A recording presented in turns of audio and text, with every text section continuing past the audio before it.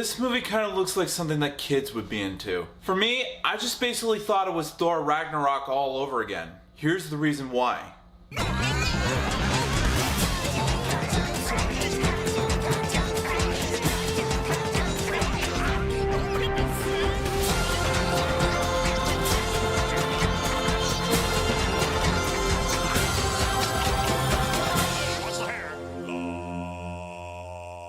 Yo, what is up, my Cinedroids? G to the S here. Today, I'm gonna be reviewing Men in Black International, a reboot of a beloved franchise I honestly was not familiar with, nor was I a fan of it to begin with. I'll touch upon that later, but for now, let's look at the story. The Men in Black have expanded to cover the globe, but so have the villains of the universe. To keep everyone safe, decorated Agent H, played by the demigod from Asgard himself, Chris Hemsworth, and determined rookie M, played by Valkyrie herself from Thor Ragnarok, Tessa Thomson, join forces. An unlikely pairing that just might work. When aliens that can take the form of any human arrive on Earth, H and M embark on a globe-trotting adventure to save the agency and ultimately the world. No surprise there. From their mischievous plans. Now, don't attack me in the comments, but I just wasn't into the franchise when I was younger. I mean, of course I wasn't old enough to watch these kinds of movies as a kid. For me, in my childhood days, PG-13 movies were never on my radar. But my childhood days are over. This is present day now. What did I think of this movie now that I've seen it in theaters by myself?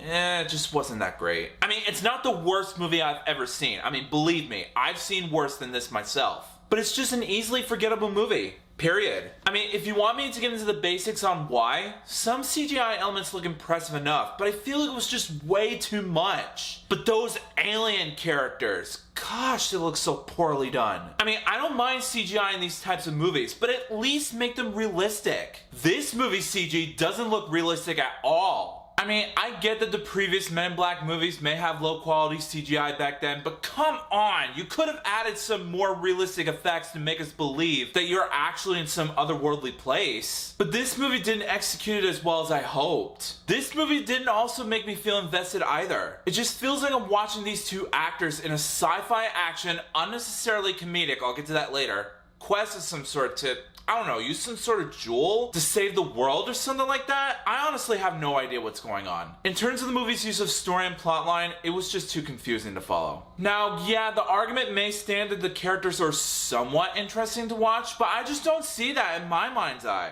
Some of the characters in this film are either wasted, pointless, forgettable, and unquestionably really annoying to sit through. Especially that one character in this film who goes by the name of Pawnee, played by Kumail Nanjiani. Why is he even in this film? Someone tell me. All I'm saying is that he is an unnecessary comic relief character with no weight to the story whatsoever. When I wanted to see Men in Black, I wanted to see a much more grounded and realistic story with some comedic elements sprinkled into it, but still much more gritty and on the ground that flows with the movie's story. But instead, and I'm sorry if I'm ripping this film apart for you guys, but what I got was a bland, by-the-numbers carbon copy of Thor Ragnarok, with none of the effort, full of lazy writing, and phoned-in direction.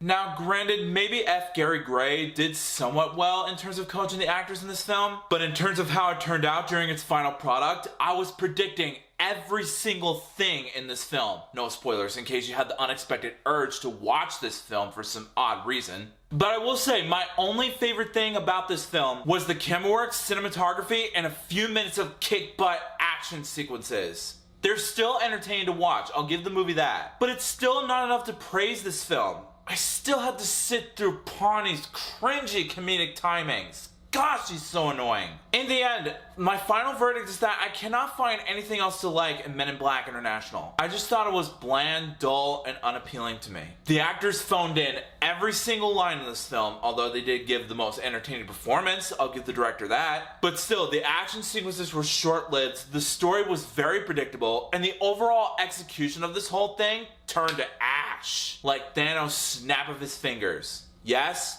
I went there.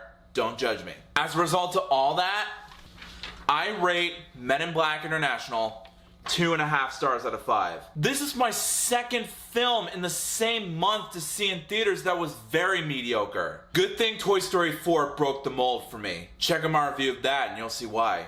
So Men in Black International, have you seen it? If you have, let me know in the comments what you thought about it. Do you agree with me? Do you disagree with me? Answers down below, please. Also, if you like this video and you want to see some more, make sure that like button shines in your face. That'll totally help me out a ton. Also, share that video with your family and friends and favorite it. That's a very good way to show support for this review. Also, if you're new to my channel, make sure to subscribe and ring that bell right next to you so you can be notified of future videos that I have in store for you. And also, if you want a shout out in a future video, just follow me on both Instagram and Twitter, and I will choose one of my Cinedroids to be displayed as a shout out. The link's in the description below. And also, follow me on Stardust so you can catch early reactions to movies, TV show episodes, and trailers. I'll put a link to that below in the description as well so you can download the app for yourselves. But until then, I'll see you next time. Peace out.